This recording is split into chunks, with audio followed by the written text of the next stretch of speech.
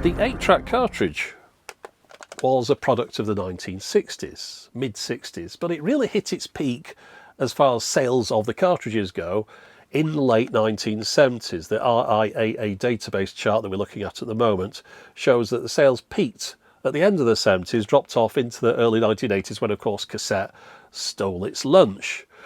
But the place you'd most likely find one of these in the 1970s would have been in a vehicle, and that's no surprise, because whilst this was a development of earlier technologies from Bill Casino, George Eash, Earl Muntz, different formats, the 8-track cartridge always put down as being Bill Learjet, but really it was a consortium, and in that consortium there was GM and Ford, so it's no surprise that they pushed this a lot in their vehicles as either an optional extra or as something that was standard fit in some of the more upmarket models. So in the 1970s, the place where most people in the US would see an 8-track cartridge or an 8-track cartridge player would have been in a vehicle. Yes, you could get portables, you could get home devices, but really it was an automotive audio format. But meanwhile, over here in the UK, it didn't really happen that way. It didn't take off in the same way because, of course, we didn't have that whole US angle of all those different companies trying to push it. Over here, well, also, there was another issue that the cars are smaller. There wasn't as much dashboard space, as much room to fit a big bulky 8-track player. And I don't think the economics were quite as good either. There wasn't as much disposable income. So in my experience growing up through the 1970s, I only ever saw one 8-track cartridge player in a vehicle, and that was in my dad's car. And it was a car he bought second-hand with it already fitted. It was one of those big old Mercedes you'd see a dictator being chauffeured around in. And I think the previous owner had fitted it with like an electric aerial and a 8-track cartridge player. But really it was uncommon because all the other parents' vehicles I travelled in the back of, the most you'd ever see would be a medium wave and long wave radio in the front with the old push buttons on them. And occasionally maybe someone would have an FM radio if they were being really posh. But you didn't tend to bring your own format along to a car until we got to the sort of late 70s, right at the end of the 70s, into the 80s, people started putting cassette players in the cars over here. I'm just talking generally from the people that I know. I'm sure there's plenty of exceptions, but really we kind of missed 8-track in a way. It did appear, but nobody really cared about it, and it faded away. It's just a flash in the pan. So the reason I mention this is that's why I end up getting most of my 8-track stuff from the US, because that's the market where it was a real success. As far as the UK goes, not very much to pick from, and also the cartridges here kind of came and went rather quickly as well. So if you want any of the later cartridges, the ones that lasted on into the 80s, I mean, I've got Good Morning Vietnam on a cartridge here. I like the 80s ones. There's something particularly weird about an album that you recognise off a CD still being on an 8-track. Genesis Invisible Touch here as well. Now, one thing that's been mentioned to me over the years about the reason why 8-track managed to hang on quite so long in the US is that it was down to truckers, long-distance lorry drivers. In the cab of their vehicle, the head unit in there was an 8-track cartridge player. It was put in many years before by whoever bought the original truck who spec'd it up. And if you're working for a company, you're not going to pay your own money to upgrade the head unit. So you sat there in this truck, driving all across the country. You want to play your own music in it, and yet all you've got is an 8-track cartridge player in there. Well, you're going to buy some 8-track cartridges to play on it. And if you go looking on eBay for old 8-tracks, most of them that you'll find seem to kind of fit into the category of what a trucker in the 1970s or into the 80s would have wanted to listen to. You get a load of Elvis in there, a load of country and western type of stuff. Not so much of this, which is why I like these, because they're a little bit rare, but I think that's why the 8-track hung on quite so long in the US. But outside the US, didn't really seem to capture the imagination the same. It didn't have that kind of home advantage of all those companies being behind it and sort of forcing it on the market, really. Except you'll find a lot of them in Japan. Over the years, I've been looking through the Japanese auctions, and I kept coming across 8-track cartridges, and I thought, this is a bit odd. Why did 8-track do so well in Japan? After all, their vehicles are very similar to the ones in the UK in that they're quite diminutive in size. They've got small dashboards. They don't really have an awful lot of room to fit a big bulky 8-track cartridge player in there. In fact, that's one of the reasons why the Japanese came out with the high pack format, which I've featured previously, which was like a shrunk down version of the 8-track in a size that would fit more in a Japanese vehicle. But it doesn't seem to have been a vehicle format so much in Japan. when you look at the titles that you find on there, you'll get a lot of normal music and enka and stuff. It seems to be more of an early to mid 1970s format.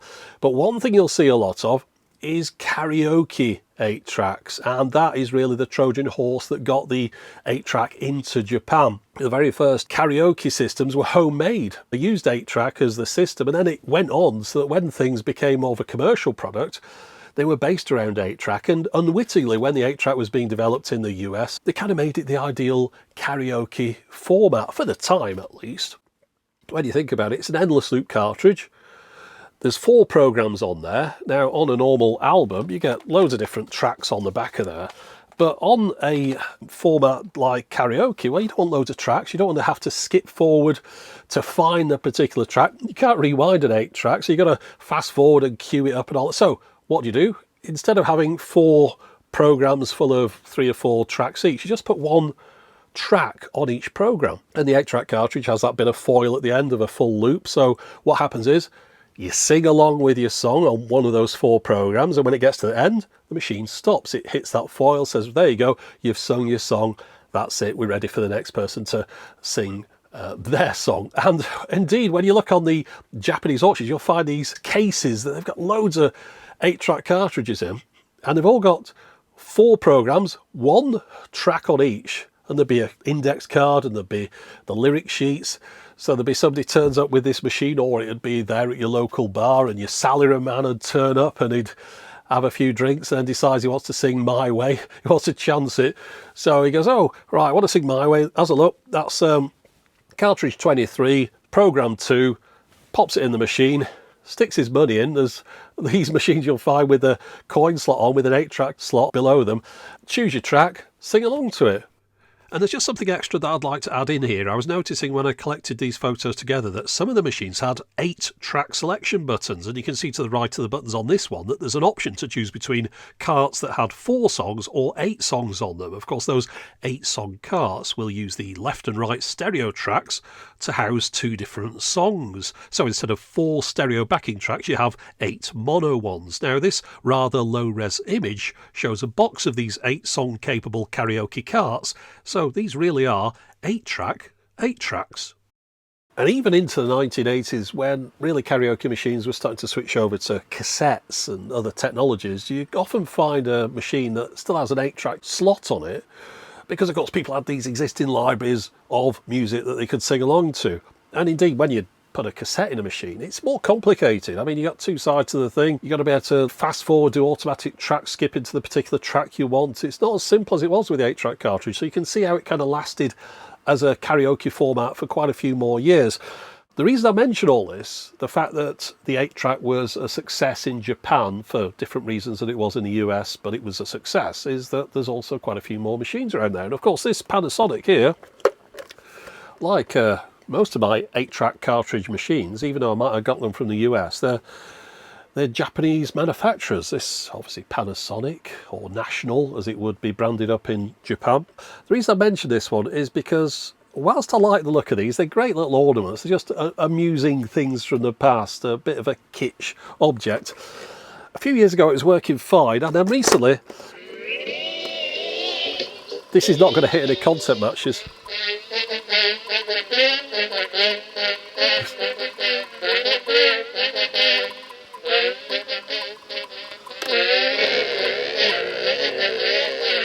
That's the most pathetic Rocky tune ever. Yeah, that was the tune from Rocky. It needs a new belt, I think, amongst other things. It was pretty knackered when I got hold of this anyway. I mean, this door doesn't shut right. The volume knob, as you might have seen there, it's broken off. It's snapped inside the pot, unfortunately. So, whilst it kind of looks pretty cool, it's not cool to use. And I could just use it as an ornament. These things are nice to look at, but I thought I wouldn't mind a new one of these. Obviously can't get a brand new one. These are really collectible now. If you want one of these in decent nick, you're going to be paying through the nose for it. Expensive things. They did them in multiple colours. I think people like to collect the different colours. You know, you get a blue, a red, a yellow, and I've seen a clear one on an album cover. I don't know if that was available properly, but anyway, I thought, well, let's have a look at the Japanese market. And as you can guess, got one here. new old stock. It's been opened up for the auction to take the pictures and stuff. I don't think anyone's ever used this in anger. And in fact, I'll show you something else I've got down here. Hold on, wait a minute. Another one. I got two. Reason being, I've got a yellow one and a red one here. So on the shelf, they'll look nice next to the blue one. And I'm hoping these are going to work. Now the cool thing about these is, with them coming from Japan, it's the same machine as this, but it's been spec'd up differently. It's been spec'd up with that karaoke thing in mind, that, you know, 8-track karaoke. If you've got an 8-track machine, it should be able to do karaoke in Japan, and indeed these ones can. So we're going to have a look at that as well. So let's open one of these up, maybe both of them, and we'll see how they compare to the model that was available in the US, and hopefully these work a little bit better than this one does as well. Yeah, I mean, I could mess around and try and fix this one up, but if I've got three, might as well use one of the nice new shiny ones. I say new, but you know what I mean. Anyway, let's have a look.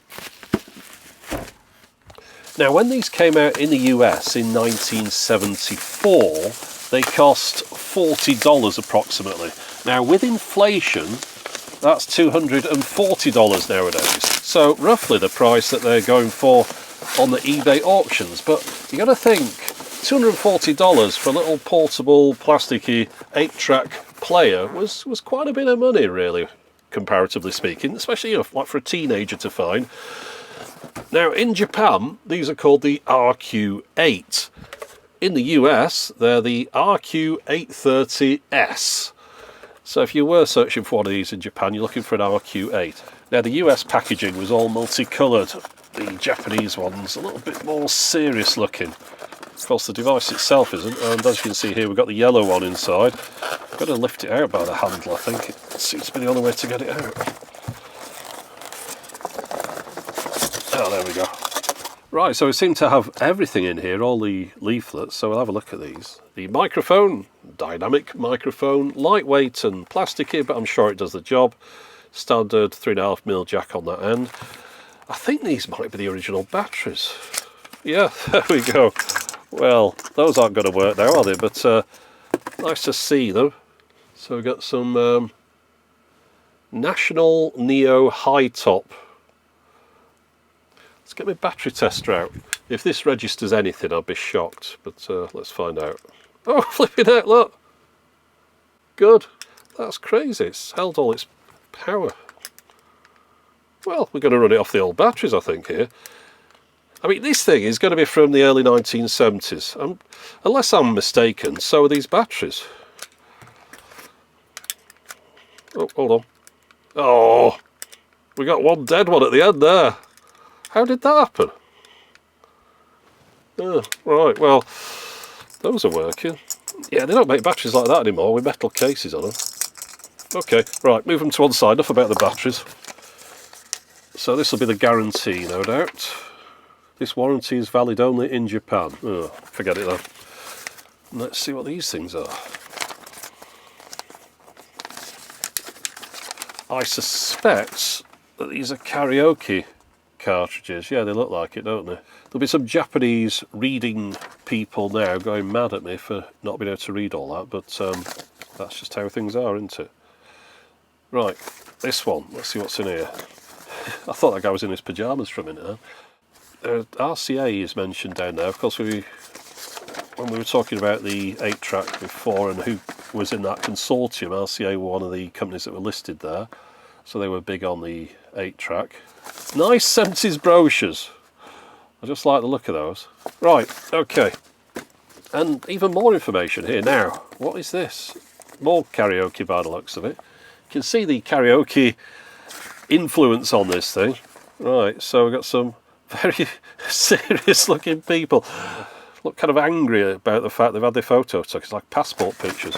Now, of course, I could stick the translation software on this, but it's just going to be track names, and it's going to be track names of things that I don't have, so it's not going to be a great deal of use, but there we go. Let's have a look at the main event. What's that? I think it's the places where you could get this repaired if you needed to, with a little stamp on there. Look, so you can send that off. No doubt some of these are things that you can order or whatever. There's another piece of paper in there. Let's have a look at that. Oh, reminding you to clean the heads in there, which is always something that the Panasonic players had in. And my Pioneer had one of those as well. Came with some cleaning sticks. I don't think this has any.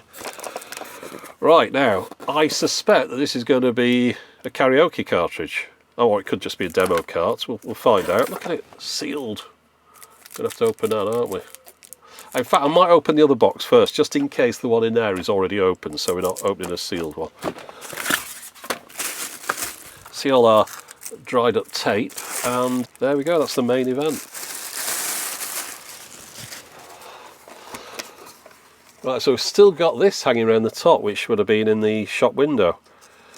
So I'm going to read that in a minute, just to find out exactly what's supposed to be on that cartridge. And you can see here all the different connections you can make. You can plug your mic into there, you can send a mic into there, then put it off to another radio, send it off to an amplifier, power supply. Ah, there's the price in Japan, 14,800 yen. Of course, you'd have to do some weird calculations with inflation on that, because the Japanese inflation is rather flat. It doesn't quite work out the same if you just convert it into US or UK currency. But you can see there in Japan, they had black, yellow and red. In the US they had blue, yellow and red. There was a white one as well, and then there was that clear one I mentioned. I did have a look and got that picture up for that. That was some kind of promotional thing or something, but it does exist and it costs a lot of money. But yeah, beautiful, brand new. Let's just take that off there. You see, that's what's broken on my other one, that dial there. It just got knocked, unfortunately, and cracked inside, because of course it's all brittle plastic now. Right, so there's our slot. See, that's right as well on the other one. That pops out. That's angled correctly. Let's see what's around this side. You see, this is where it's different. We've got DC in 9 volts, 8 ohm, which is that the speaker and that's the microphone. But let's just look at the side of this one. So that's the one in the US. We've got the 9 volts up there, and then we've got AC in down here. So this has a power transformer in it, whereas it doesn't look like this one does. Just open the battery, brand new battery compartment there. No rust whatsoever. So looks like it's going to work. Let's pop some other batteries in it. I'm not going to use the ones it came with because one of those was flat, so let's pop some new ones in. I've just popped the Google Translate on this, and we can see it says it's fun to sing with a mic in one hand. Comes with a microphone and karaoke tape, which contains 4 songs. You can sing from the day you buy it, and it says for karaoke. Now that changed earlier on because it said RQ-8, but you can see the whole thing is very much a karaoke machine. Right, let's pop these batteries in here. This thing's only a few years younger than myself, and it's certainly in better condition. Now I know I take a little bit of time to get going in the morning, so I'll give this a bit of leeway if it's a little bit slow to start up. I'm just going to put my rather sad rocky theme in here, and hopefully it'll play all right. Straight away, brilliant. Hold on. Ah, that was a bit weird.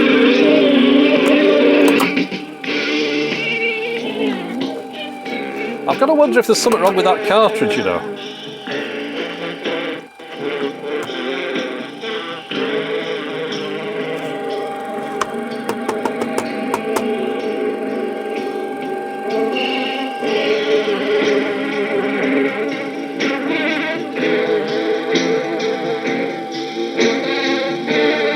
Go on, Rocky, you can do it.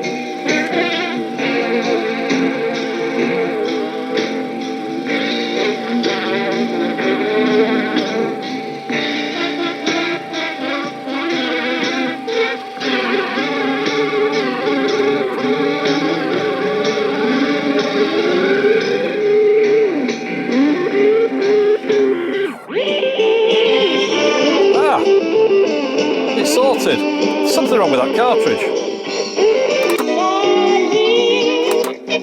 Oh, it's fine now. It was just stuck.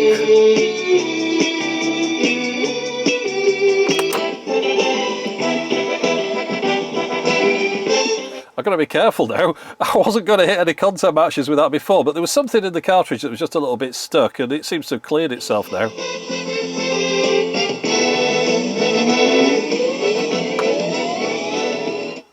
Right, brilliant. It's working straight out of the box. I mean, maybe somebody at the other end in Japan has took this apart and had a fiddle with it and made sure it's all right, but I doubt it. I think that's just the way it came. That's brilliant, isn't it? Amazing.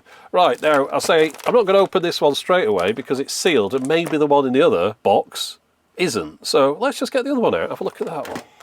Right, here we go. Deja vu time again, and I'll get into this one quickly. We're not going to drag it out. We've seen what was in the last one. I'm sure it's very much the same, if not identical, other than a differently coloured machine. Well, that's answered that quandary. There was no cartridge inside the box with this one, so we are going to have to open that other one up. Let's just check these batteries. This is content, isn't it? Watching some guy do battery tests. Maybe I should have a channel that just does this. The battery test channel. I don't know how many people would watch it. I'm sure I'll get a few, you know. Right, that one's dead. Oh, that one's good. Dead. Dead. Dead. And dead. Well, look at that. We have one good one. So we can add that to our other good ones that we got before and run one of these things off its original batteries. Now, of course, these kind of batteries don't leak like alkalines do, so I wasn't expecting them to leak, but I wasn't expecting any of them to have held their power either. Got some weird dust on the counter there. I wonder where that's come from. Oh, it'd be inside this. Well, yeah, it's this, isn't it? The battery compartment stuff. That's just crumbling to dust. Well, we'll pretend we haven't seen that for the moment.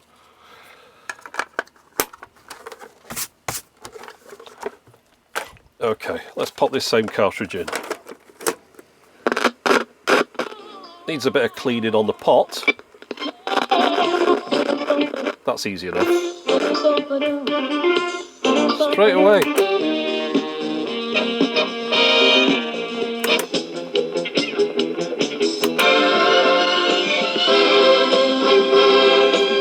That one sounds like it goes louder. Let's just find out.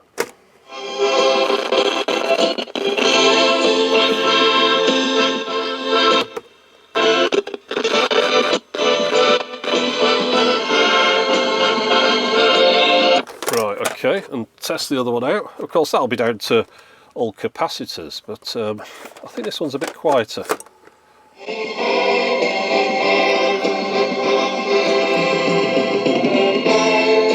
Yeah, just a bit, although that seems to have a nicer tone to it. Seems a little bit warmer sounding. Let's test this out, and let's find out what these tracks are.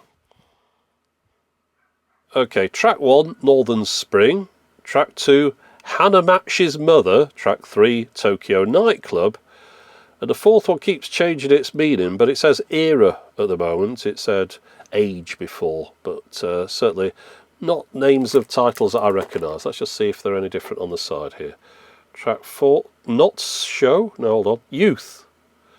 Northern Country Spring, Tokyo Nightclub, Hanamash's Mother, and Youth. So it seems to be quite confident in Hanamash's Mother. I wonder how that song goes. Right, well, let's open it up.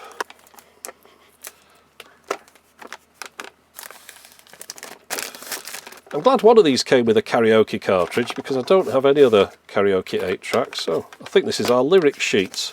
I don't think I'm going to do very well singing along to those.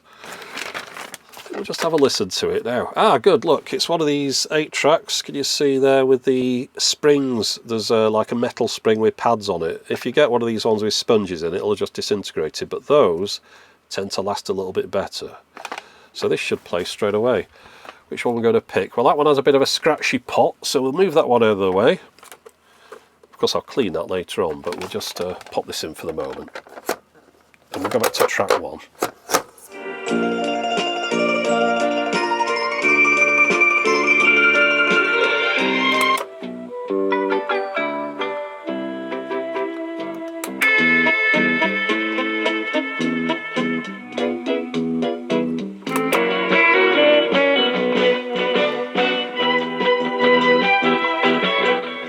Okay, now I've got to be careful with these. Again, even though they're backing tracks, I've noticed that the Japanese music companies on YouTube are extremely tough.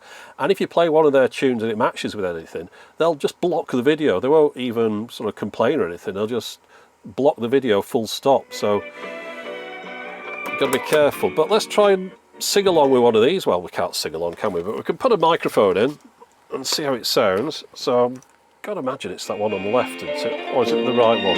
The left one. There we go. It's the left one. Right. Okay, so yeah, see, the thing is, we haven't really got much in the way of mixing here, have we? Oh, right, I get it. So the volume of my voice is going to remain the same, irrespective of what I do with this. And then we can bring the music up to match the voice, so you could get it at the right level like that. Now, of course, other than the name on the front, there's a couple of bits that are the same. I mean, you'll see on the top here, it says push on the handle there, and of course that's still on that one because it's on the original mould. Similarly, we've got cartridge in written below the door there. That's the same on the US model. So all in, it's much the same design. It's even got the same printing on the back about preventing electric shocks. Battery open is printed on there as well, but that's the RQ-830S made in Japan, and that's the RQ-8. It's got a label on that there, and that is imprinted, and it makes you wonder if they've stuck that over the top of this so that they could sell it in Japan. You see there's a bit more text down there as well. Let's see what that says. Yeah, it's the usual beware of high temperatures and don't mix new and old batteries, that kind of thing. So I get the feeling that these were manufactured really for the US, and then there was a Japanese version made just with a different panel on the side here so that they could sell it as a karaoke machine. It's perhaps possible that the Japanese ones are slightly later to the US models. I think the only thing to do now is to clean the pot, the volume pot in this one. So let's just open it up. Right, so there's just 4 screws to get into these, but I've never gone as far as swapping the belt out. That looks a little bit more complicated because I think you have to take out all the insides. For cleaning this pot, it's not going to be a difficult thing. I just have to open the back up. One thing that you have to be really wary of, though, is the volume control, because it pops through this hole here, but you have to lever this in. If you try and shove it in, that's when you'll break one of these things off. So you can see what I mean here, how it levers and the volume is attached to this section. So that's just something to be careful with. But there we go. So all that we need to do is spray a bit of contact cleaner on here. Then we just have to work that up and down a little bit just to clean off any oxidization.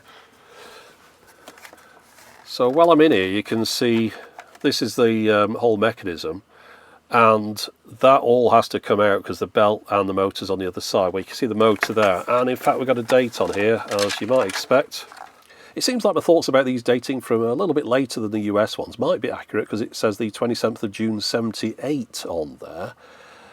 And I'm sure my US one's a bit earlier. Let's open them all up and we'll have a look and we'll do a bit of a comparison. But I think we've cleaned that pot now. Before we put it back together though, we'll just stick those batteries in and just check that's going to work properly.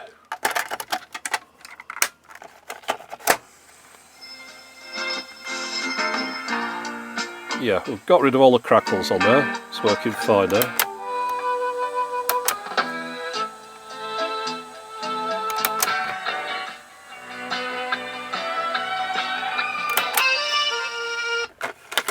Right, so again, reassembling, I've got to get the volume through here first. That's the initial thing that needs to go in, and then the rest can just hinge downwards.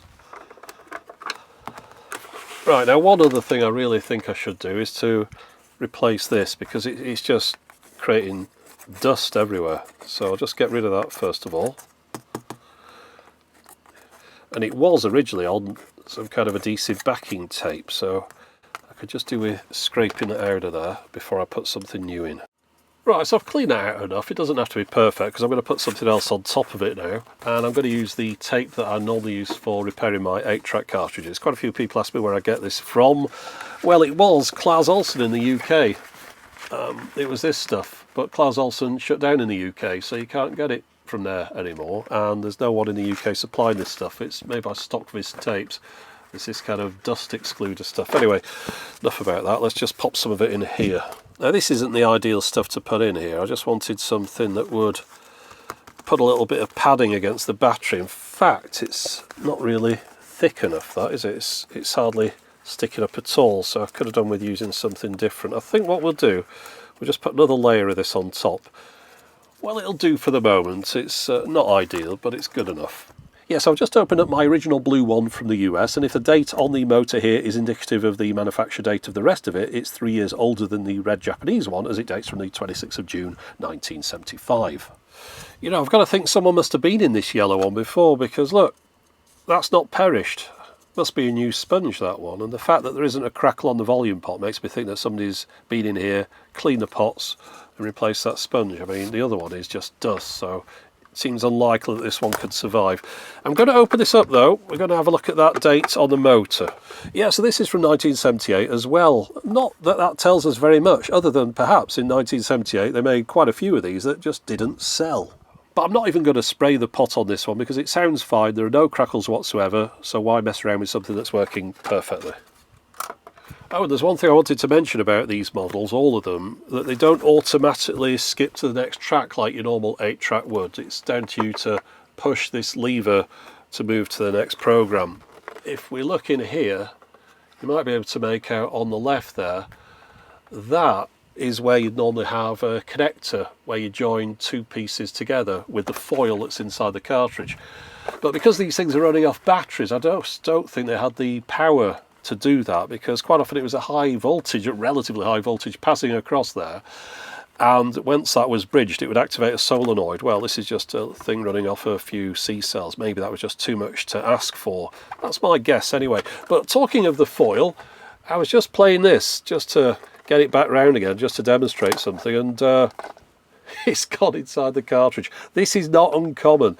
Where the foil is on an 8-track, the adhesive on the back of that often comes apart and your 8-track will end up inside here, which is not ideal. This is one without any catches on it either.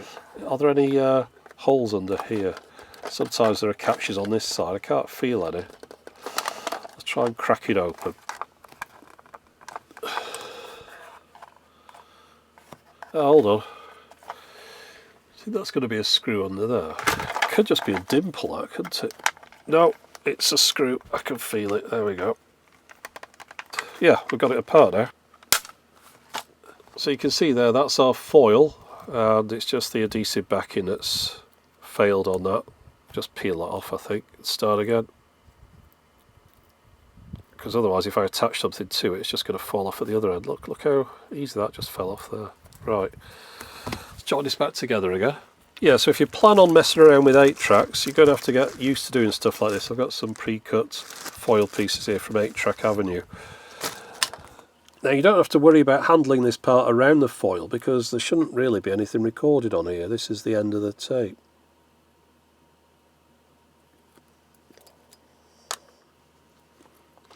Okay, so that's our tape back together again. A bit messy on the back there, I won't mind just trimming that off. So feed it back into the cartridge again. Don't need to replace the pads on this one, they seem alright, and it's not a cartridge I'll ever be playing again in my life, but I just wanted to pop it back together again. Quite nicely constructed cartridge. Just notice it's got this plastic cover here. They weren't really cheap later on, and they started stripping away stuff like this. Quite a reliable one, I'd imagine, once I've got this tape back together again. It's really nicely made. The late ones had just that bit of sponge there. The pinch rollers were, rather than this being rubber, were hard plastic. They really kind of ruined the format. Not that it was great to start with, but they just really cheaped out on the later cartridges. Anyway, we've got that back in there. Let's pop that lid back on. And I'm just going to push this screw through the top of there because I want to make sure I get this on cleanly. So it goes on at the back, hinges on, and then folds down towards the front. If I could just get it to locate properly. There we go. Like that. Right. Right, so we're at the start of the tape now. So any second now the music will come in. As long as we haven't broken it. There we go. Right.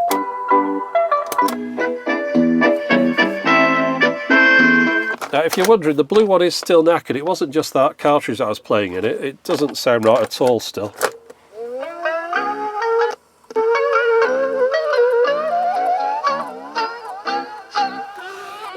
So that one is my ornament, and then these other two, these are the ones that I can use. I feel a big finish coming on here. Here we go.